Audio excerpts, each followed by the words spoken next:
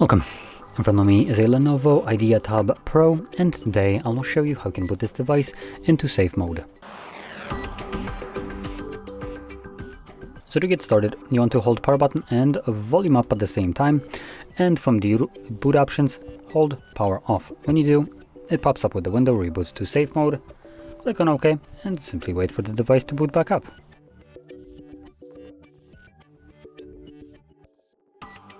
So now that the device booted back up, you can see we are in safe mode, and in this mode only the pre-installed applications will work, so any app that you have installed yourself will be temporarily disabled. Now, once you're done with the safe mode and you want to go back to the normal mode, again hold power button and the volume up, and this time around you can just simply select reboot, and when the device boots back up it automatically goes back to normal mode. So with that being said, hopefully you found this very helpful, and if you did, don't forget to hit like, subscribe, and thanks for watching.